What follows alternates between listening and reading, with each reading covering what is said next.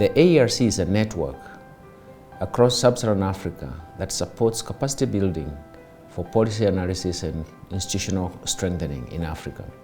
It was formed in 1988. And of course, I can go back to a little bit of history in terms of that. At that time, it was a question of how does policy itself, public policy, lead to poverty reduction. We are still in that topic, but the most important thing was to build individuals and institutions that were capable of pushing that agenda, public policy, to the next level. We have seen changes over the years. Currently, we are now looking at how do we uplift or raise the quality of AERC products, that is researchers, trainees, and even publications. And with that, we also want to make sure that we actually, that actually creates its own momentum for sustainability. And finally, how do we link up with think tanks in Africa to increase or raise the level of policy influence, just to make sure that public policy works and the African narrative or Africa Rising narrative is actually not forgotten. And that is what we are really doing. After 32 years of capacity building in Africa, we know we have the critical mass, but we are not yet there. So the most important thing is actually to raise the quality of that critical mass, and it will create its own momentum for sustainability. And we are going to raise the level of policy influence. We have a very strong, should I say, focus in terms of the future. When we talked about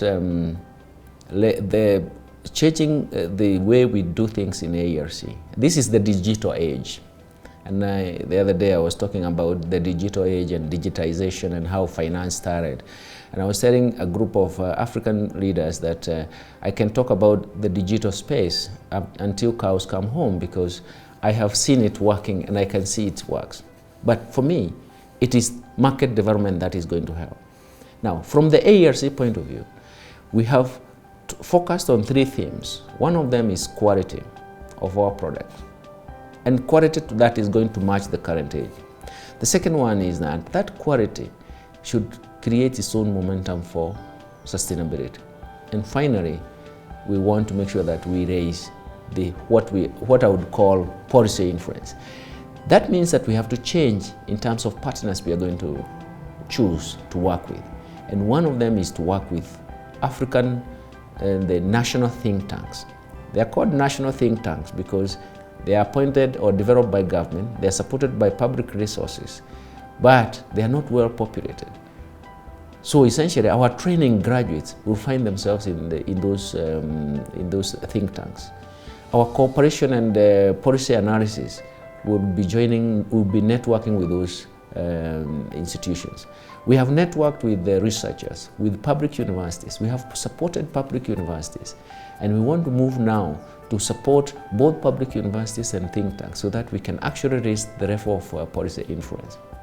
The choice of the working policies is not if, is not when, it is when you see challenges.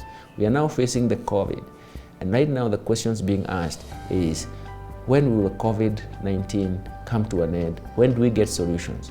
But once we get the solutions to the disease, because the first line of defense is self-preservation, the second line of work would be how do economies recover?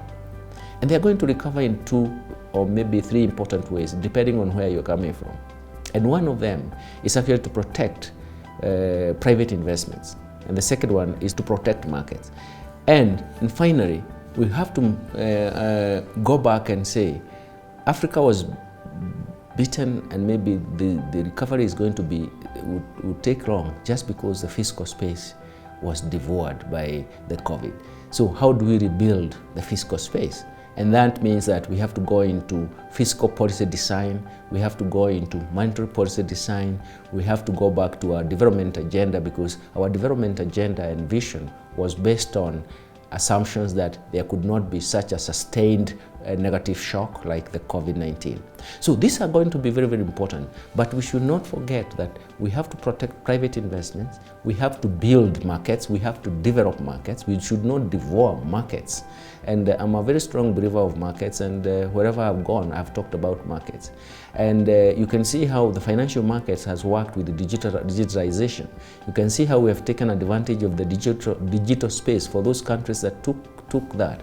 So essentially, protecting markets will mean that, or developing those markets will mean that we are going to recover faster because the markets are going to help us move to the next level. So the vision of AERC becomes strong because it's a question of what happens after a very severe, persistent shock. What do you do? What economic policies of what economic recovery policies are you focusing on, and what do you need to do to sustain that recovery? And that, for me, is very, very important. AERC will continue populating the critical institutions with a critical mass of well-trained scholars, well-trained economists, and also providing inputs to them through policy briefs, research output, and quality research output, and policy briefs that are going to be easy and implementable and even easily understood.